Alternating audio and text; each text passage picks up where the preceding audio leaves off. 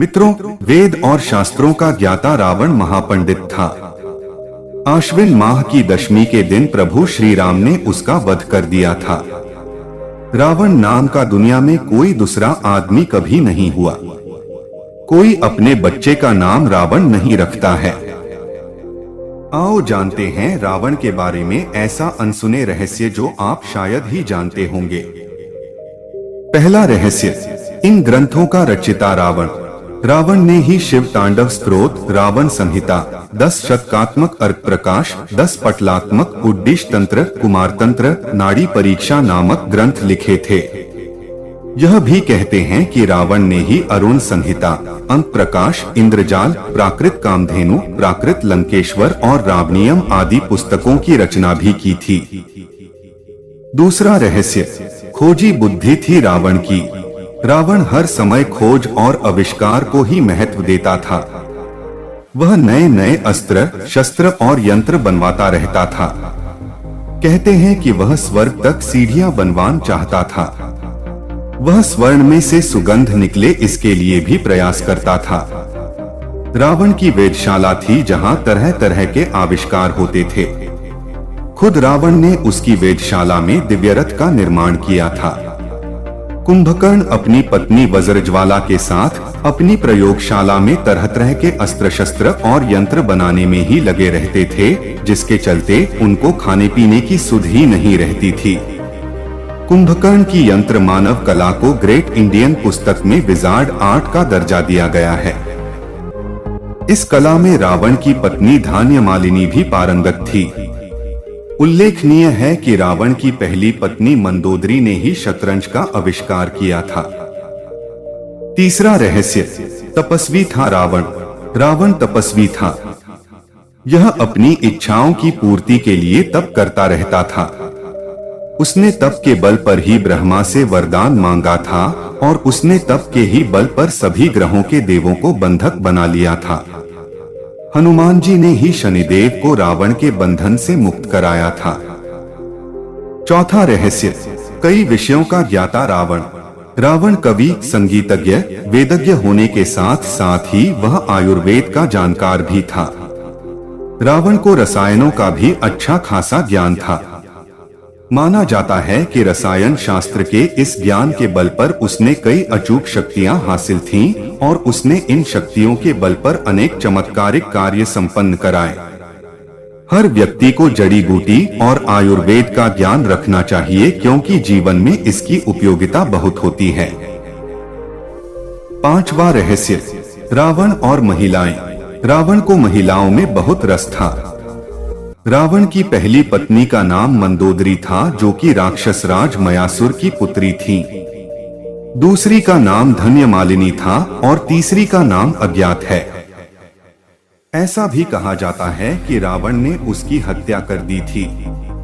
रावण ने अपनी पत्नी की बड़ी बहन माया पर भी वासनायुक्त नजर रखी थी।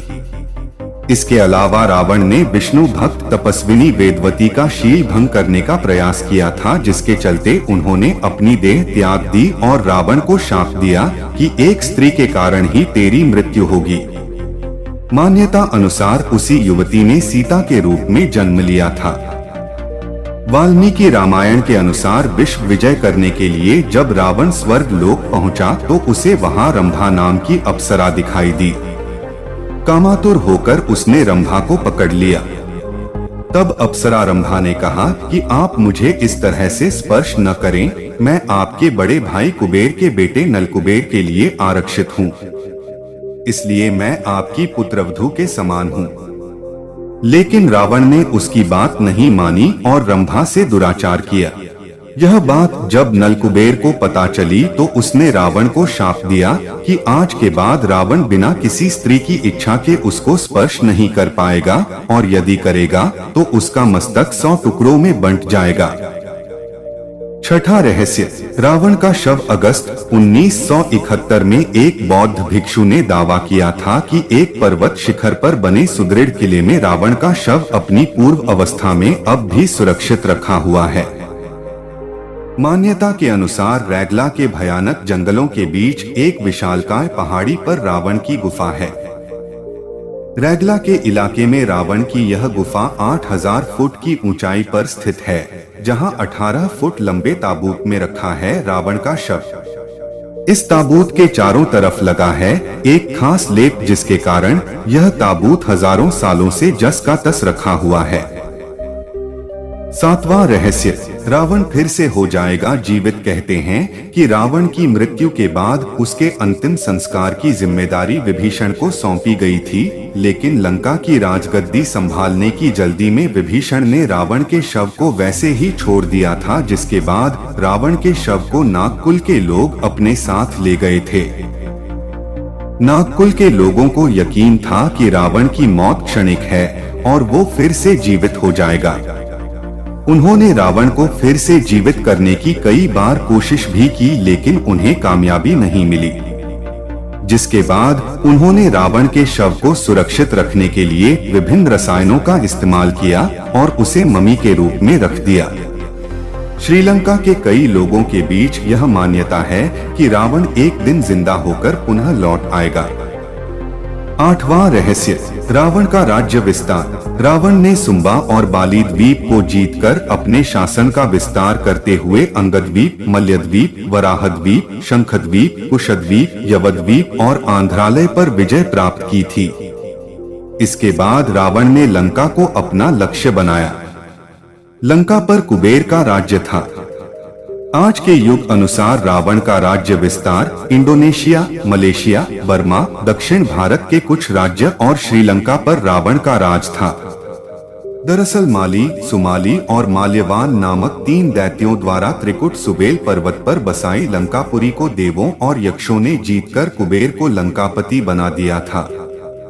रावण की माता कैकसी सुमाली की पुत्री थी।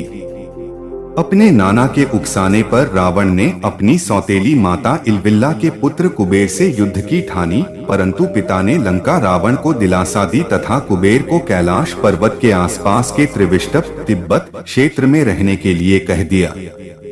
इसी तारतम्य में रावण ने कुबेर का पुष्पक विमान भी छीन लिया। नौवां रहस्य, सुरों के खिलाफ असुरों की ओर थे रावण।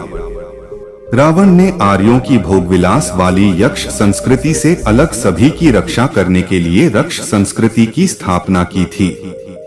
यही राक्षस थे। 10वां रहस्य, रावण के 10 सिर। रावण के 10 सिर नहीं थे, किंतु वह 10 सिर होने का भ्रम पैदा कर देता था। इसी कारण लोग उसे दशानन कहते थे। जैन शास्त्रों में उल्लेख है कि रावण के गले में बड़ी बड़ी गोलाकार 9 मणियां होती थीं। उक्त 9 मणियों में उसका सिर दिखाई देता था, जिसके कारण उसके 10 सिर होने का भ्रम होता था।